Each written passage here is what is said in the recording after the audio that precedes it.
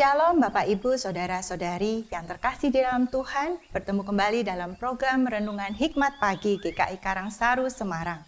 Bersyukur untuk hari baru dan perlindungan yang diberikan. Kiranya sukacita dan damai sejahtera yang dari Allah selalu melingkupi kita. Sebelum kita membaca, mendengarkan, dan merenungkan firman Tuhan, marilah kita minta penyertaan Tuhan di dalam doa.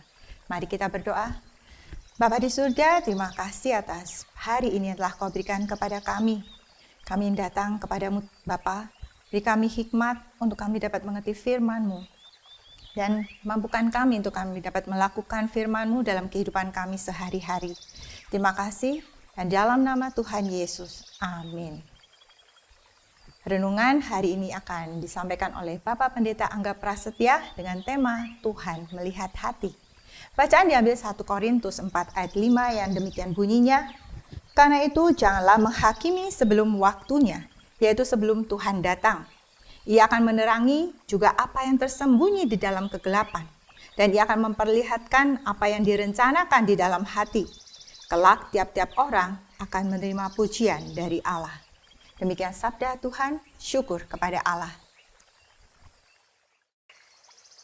Selamat pagi Bapak Ibu, Saudara-saudari yang dikasihi Tuhan. Beberapa waktu yang lalu saya berkesempatan untuk pelayanan di wilayah Tasikmalaya, Jawa Barat.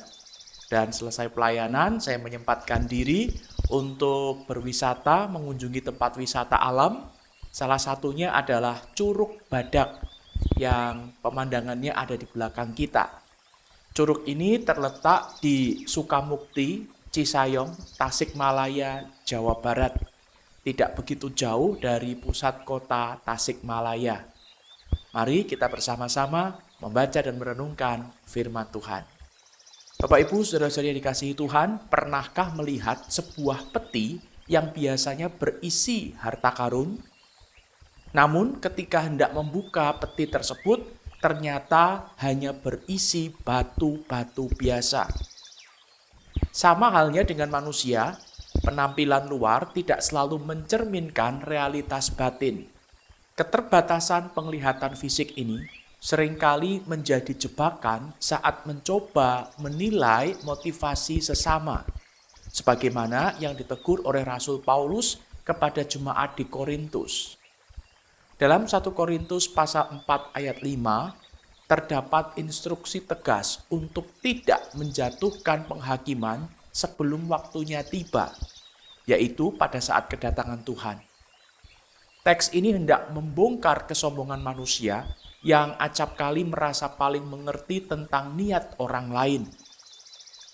Realitanya, kapasitas penilaian manusia sangatlah dangkal dan terbatas. Mata jasmani hanya mampu menangkap tindakan fisik serta mendengarkan perkataan verbal, tetapi sama sekali tidak memiliki akses untuk menembus ruang batin seseorang. Seringkali, sebuah vonis dijatuhkan secara tergesa-gesa dengan hanya bermodalkan asumsi dan praduga sempit. Seseorang mungkin menampilkan tindakan yang terlihat sangat agung, padahal di dalamnya tersembunyi ambisi yang terpendam, yang egois. Sebaliknya, ada keputusan yang tampak begitu keliru di mata publik, padahal sebetulnya murni didorong oleh niat tulus untuk menolong.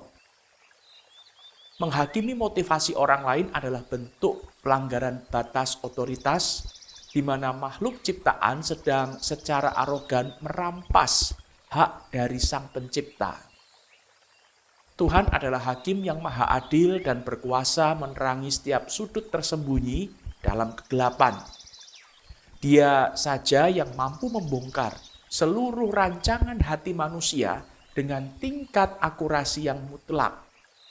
Pada hari penghakiman kelak, segala kemunafikan akan ditelanjangi dan setiap ketulusan akan menerima pujian dari Allah.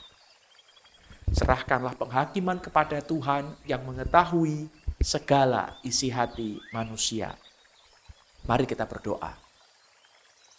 Bapa di surga, kami mengucap syukur pagi ini kami boleh diingatkan bahwa penghakiman hanya dapat Tuhan lakukan.